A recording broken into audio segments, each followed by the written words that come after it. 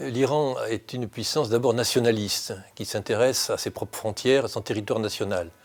Mais c'est aussi un pays puissant, important, et qui donc a toujours eu dans l'histoire une influence régionale et culturelle. On parlait persan dans tout le Moyen-Orient, tout l'Empire ottoman. Avec le pétrole aussi, il a eu une importance internationale, exportant le pétrole vers la Britannique à une époque. Et donc, aujourd'hui que l'Iran est un pays émergent, on voit ce pays qui cherche à effectivement avoir une influence non plus uniquement avec les pays européens, États-Unis ou Chine ou autres, mais aussi une influence régionale. Et pour cela, l'Iran chiite, qui est minoritaire dans le Moyen-Orient, a très peu de moyens d'action. C'est pour cela qu'il a pris l'opposition à Israël, notamment, pour essayer de créer une popularité dans le monde musulman. Et ça marche comme ça peut marcher, c'est-à-dire de façon marginale. Et il n'est donc, comme moyen, il ne peut pas s'appuyer sur l'ensemble de la population musulmane, et s'appuie donc sur les minorités chiites, que ce soit au sud Liban, que ce soit en Irak, que ce soit en Afghanistan, que ce soit à Bahreïn, que ce soit en Arabie Saoudite. Chaque fois qu'il y a une minorité quelque part, l'Iran prend cette minorité pour s'exprimer et pour exprimer ses idées que l'on approuve ou n'approuve pas, c'est autre chose. Donc cette volonté iranienne n'est pas tellement une volonté d'hégémonie, de contrôle. Ils savent très bien qu'ils ne pourront pas contrôler le Moyen-Orient et sont très minoritaires face à l'importance numérique du sunnisme, mais c'est leur façon un peu de mettre un caillou dans la chaussure des voisins. Donc ce n'est pas une volonté d'hégémonie qu'ils n'auront pas, mais une volonté de pouvoir être des acteurs reconnus dans la région. Et pour ça, le chiisme est important.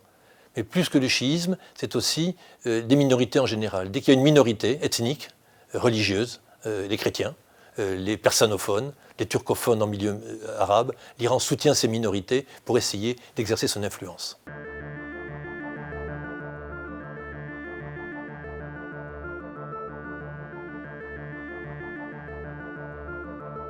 C'est le grand conflit qu'il y a en Iran. L'Iran est le pays qui a la population la plus scolarisée du Moyen-Orient. Elle produit plus d'ingénieurs que la France. Il y a une nouvelle génération de gens qui ont grandi après la révolution islamique, qui ont 30-40 ans. Leurs parents ont fait la révolution, ils ont fait la guerre Irak-Iran. Ils sont donc imprégnés, leurs parents, dans cette idéologie de la révolution islamique. Leurs enfants qui ont 30-40 ans aujourd'hui sont dans une autre perspective. Ils ont passé des diplômes et ils regardent le monde aujourd'hui en disant « nous sommes marginalisés, nous sommes en marge du monde, nous voulons participer au XXIe siècle ». Donc une volonté, non pas d'abandonner leur idée nationaliste, leur identité religieuse, mais ils veulent participer au monde actuel. Et donc ces gens-là sont en conflit politique avec le gouvernement iranien actuel, qui lui garde toujours le chiisme, l'islam comme étant un facteur très important de la vie politique intérieure ou internationale. Et donc c'est un débat politique important, il n'y a pas de réponse, mais le conflit est évident.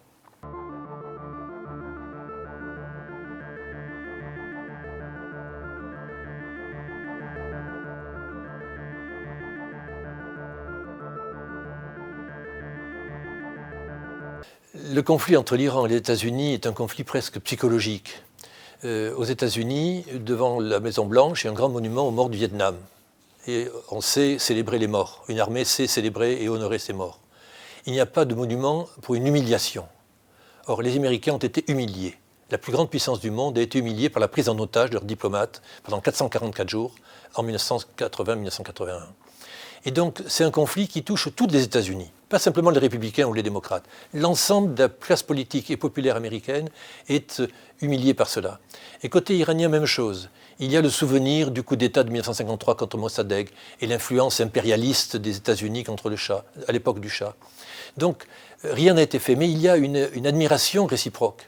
Je veux dire par là que tout le monde sait aux États-Unis que l'Iran est un pays incontournable, qu'il faudra faire avec l'Iran pour stabiliser la région. Et en Iran, forcément, le fait de ne pas pouvoir aller aux États-Unis, être bloqué, rend les États-Unis encore plus désirables, en quelque sorte.